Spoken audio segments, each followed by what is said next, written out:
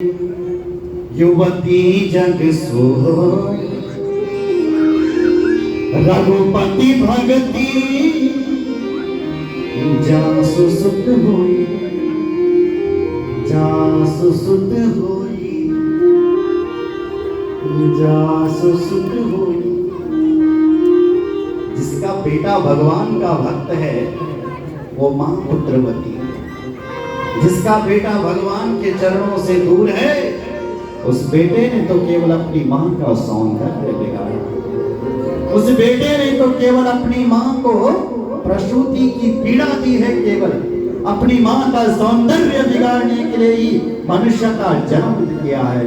मिथ्या जन्म जननी जन दुख देना। बोले ये हम नहीं कह रहे हैं, ये देवता कह रहे हैं। धिक्तं नरं पशुश्रमं भुवि भार रूपा एवं वदन्ति देव समाज मुखिया। देव समाज कह रहा है धिक्तं नरं पशुश्रमं, पशु के समान। बोलो जय श्री राम। इसलिए भागवत श्रवण मात्र से ही चित्त शुद्ध हो जाता है। योगादिगर्जति सप्ताहो ध्यानं ज्ञानं च गर्जति किं मुर्मो गर्जनं तस्या रे रे गर्जति गर्जति। ए बेटा ये भागवत की महिमा सनकादिक ऋषि गा ही रहे थे कि उसी समय एक आश्चर्य हो गए महाराज। आश्चर्यमेकं समभूत तदानीं तदोच्यते शृणु सौनक। सौनक जी कह रहे हैं एक आश्चर्य हो गया। क्या आश्चर्य हो गया? बोले भक्ति माता अपने ज्ञान वैराग्य के साथ हरिद्वार के गंगा के तट पर प्रकट हो गई। बोले भागवत भगवान की जय। आगे लिखा है भक्ति सुतौ तौ तरुणो गृहीत्वा प्रेमैकरूपा सहसा विनाशी। श्री कृष्ण गोविंद हरे मुरारे नाथेति नामानि मोहो वदन्ति। भक्ति मैया अपने मुख से श्री कृष्ण का कीर्तन करती हुई गंगा जी के तट पर हरिद्वार प्रकट हो गई। लोगों ने कहा ये भक्ति कहां से आई? ये तो वृंदावन में थी, ये ज्ञान वैराग्य स्वस्थ कैसे हुए? बोले भैया जहां पर भगवान की कथा होती है वहां पर भक्ति मैया स्वयं प्रकट हो जाती है। बोले भक्ति मैया की जय। भक्ति मैया ने कहा मैं कहाँ बैठूं? सनकादिक ऋषियों ने कहा कि जितने भी भक्त बैठे हैं मेरी माँ, तुम इनके हृदय में जाकर के बैठ जाएंगे, क्योंकि इन त्रिभुवन में वही धन्य है जिसके हृदय में भक्ति है। सकल भुवन मध्य निर्धना निवसति हृदयेषु श्री हरि भक्ति रेखा हरिरपि निज लोकं सर्वथा तो विहाय प्रविशति हृदयेषु भक्ति सूत्रो प्रणतः। वह भक्त धन्य है जिसके हृदय में जब भक्ति बैठ जाती है हमारे हृदय में तो भगवान अपना सब कुछ छोड़ करके प्रविशति हृदयेषु उसके हृदय में जाकर के बैठ जाते हैं।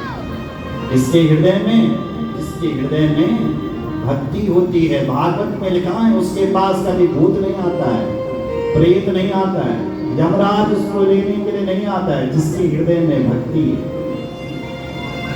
इसलिए ये कलयुग में आगे ये भी लिखा है कि कलयुग महान है। क्यों है? बोले इसमें भक्ति श्रेष्ठ है। कहाँ करोगे ज्ञान, कहाँ जाओगे वैराग्य करने? केवल भक्ति को अपने अंदर बिठा दो, इसी भक्ति से हमारा उद्धार हो जाए।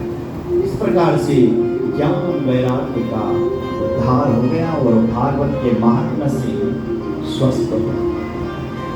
आगे नारद जी ने पूछा, बोले महाराज भक्ति ज्ञान वैराग्य का ही उद्धार होता है या औरों का भी होता है?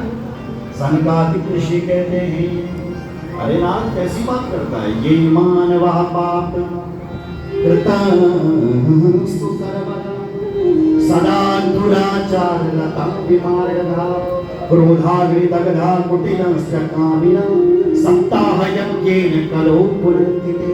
ये मानव पाप कृतस्तु सर्वदा, जिस मानव ने अपने जीवन में केवल पाप ही पाप किया, कभी सदाचार न किया हो, कभी परोपकार न किया हो, हमेशा क्रोध काम बड़े बड़े पापियों को अपने अंदर बिठा रखा है, ऐसा मानव भी कथा में बैठ जाए उसका भी उद्धार हो जाता है।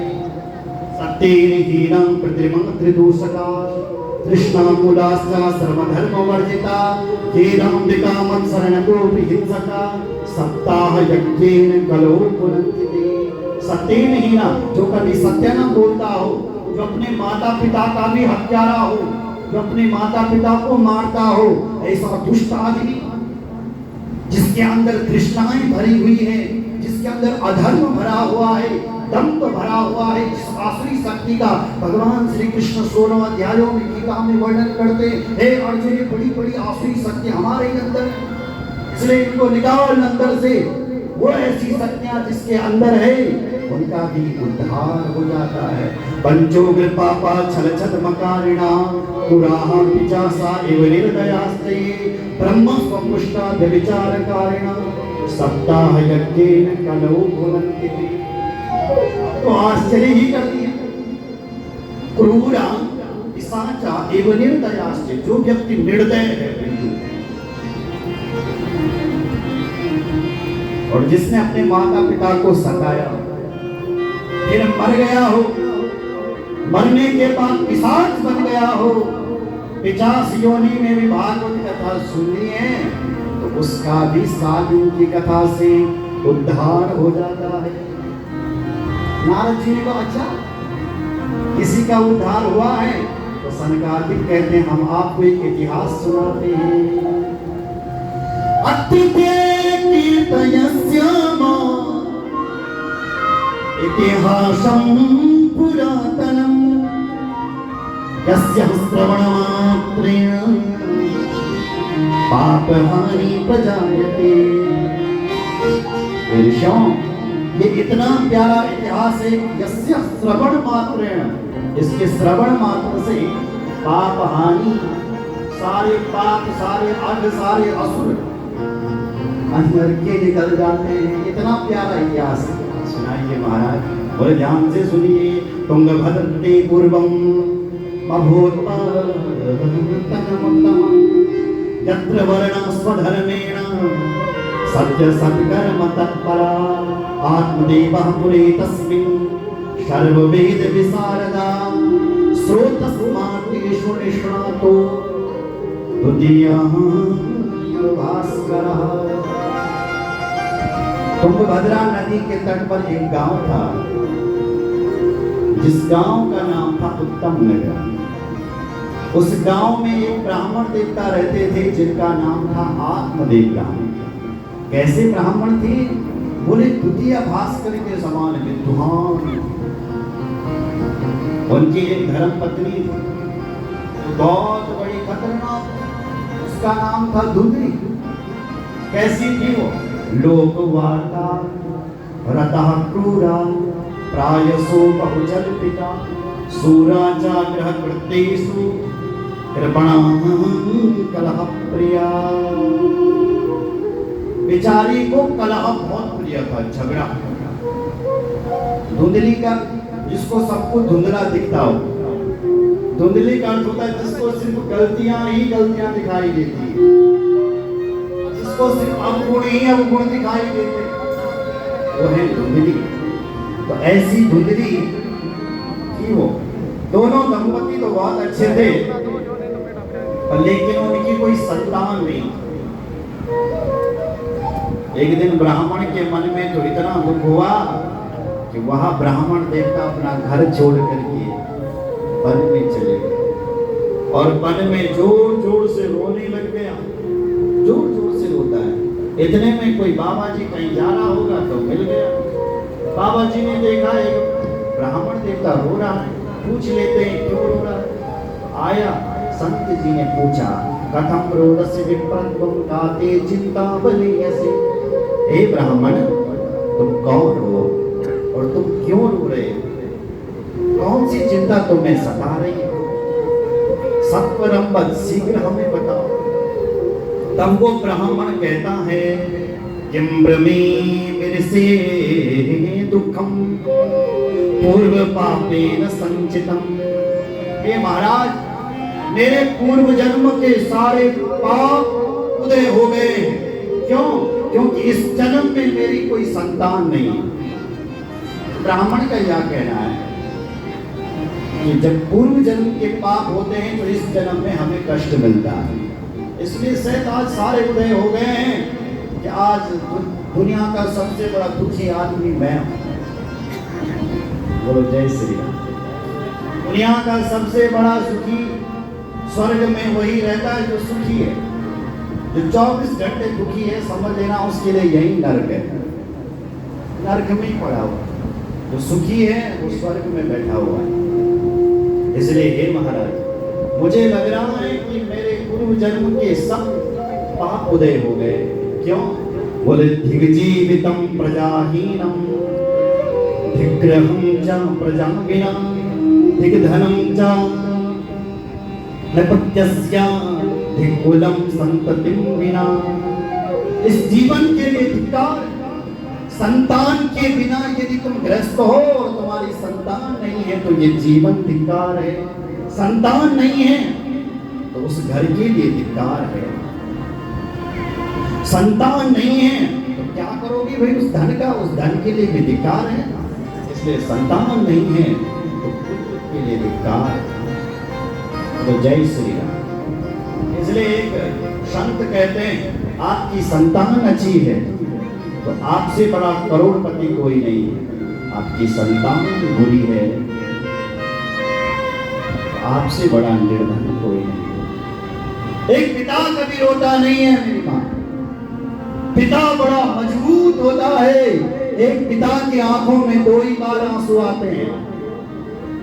पहली बार पिता तब रोता है जब अपनी बेटी की विदाई करता है तो रो रो करके करता है। दूसरी बार पिता तब रोता है जब बुढ़ापे में बेटा पिताजी का ध्यान नहीं रखता। तो वो पिताजी कहता है, इसी के लिए मैंने इतना किया, इनके लिए किया। बोलो जय श्री। आज मेरा ध्यान नहीं, आज ये ब्राह्मण रो रहा है, क्या करूंगा मैं इस धन का? हे महाराज, मैंने एक गौ माता पाली है, आज तक उस गाय का कोई बछड़ा नहीं हुआ है। हे महाराज, मैंने एक पेड़ लगाया है, आज तक उस पेड़ में कोई फल नहीं आया। बताओ मेरे को कैसा? ऐसा लग रहा है कि मेरे सारे पाप एक साथ उदय हो गए। संत जी को बड़ी करुणा आई और भगत संत थोड़ा बैरागी होते हैं। संत जी समझाने लगे, देखो ब्राह्मण देखता, मुंजा ज्ञानम प्रजारूपम बलिष्ठा कर्मणो गति विवेकम तु समाश्वाद्य गज संसारवाश। देखो ब्राह्मण देखता, कर्मों की गति बड़ी बड़ी। संसार में कोई किसी का बेटा बेटी नहीं, और बेटा बेटी से तुम्हें सुख मिलेगा ये तुम्हारा केवल भ्रम है, अज्ञान है। और कौन से बेटा बेटी सुख देते हैं? राजा सगर के 60,000 पुत्र थे, किसने सुख दिया? सगर की पीढ़ियां लग गई उनको उद्धार करते करते। इसलिए छोड़ो ये सब, नहीं इनमें सुख। ब्राह्मण बोले, नहीं मुझे तो बेटा ही चाहिए, मुझे बेटा चाहिए और कुछ नहीं चाहिए। ये तुम्हारा ये सत्संग नहीं सुनना, ब्राह्मण जो संत जी थे उन्होंने कहा सुन विप्रमया ते त्याग प्रारब्धम तो विलोकितम। हे ब्राह्मण देवता सुन ले, मेरे को मस्तिष्क की रेखा देखने आती है। तो क्या लिखा है जल्दी बताओ। तो लिखा है कि एक इस जन्म की तो छोड़ दे, 7 जन्म तक तेरे भाग्य में कोई संतान का योग ही नहीं है। सत्य जन्म वधीतवा पुत्रों वचने वचा। नहीं है पुत्र योग, नहीं, इसलिए घर चले जाओ, घर चले जाओ। ब्राह्मण जोर जोर से रोने लग गया, सिर अपना बेचारा फोड़ने लग गया। संत जी ने कहा क्या कर रहे हो? बोले मर रहा हूं सिर। क्यों? बोले मैं तो एक जन्म के लिए मर रहा था, आपने 7 जन्मों का सारा हिसाब बता दिया, अभी मरता हूं। आपको ब्रह्म हत्या लगेगी महाराज, ब्रह्म हत्या लगेगी। बोलो जय श्री राम। तो बेचारे संत बड़े दयालु होते हैं। संत जी ने कहा देखो ब्राह्मण रो मत, मैं तुझे एक फल दे रहा हूँ, जा तू इस फल को अपनी पत्नी को खिला देना। इदम भक्ष्या पत्नियां त्वं ततो पुत्र भविष्यति। यदि तेरी पत्नी ने ये फल खा लिया तो उनका सुंदर सा बेटा हो जाएगा। थोड़ा अगर नियम करना बाकी है, बोले नियम क्या है महाराज? बोले सत्यम सोचम दया। सत्य बोले, सोच विचार करके रहे, और एक भुक्तम तो भोजन, एक बार भोजन करें तो देखो तेरे घर में एक सुंदर सा पुत्र हो जाएगा।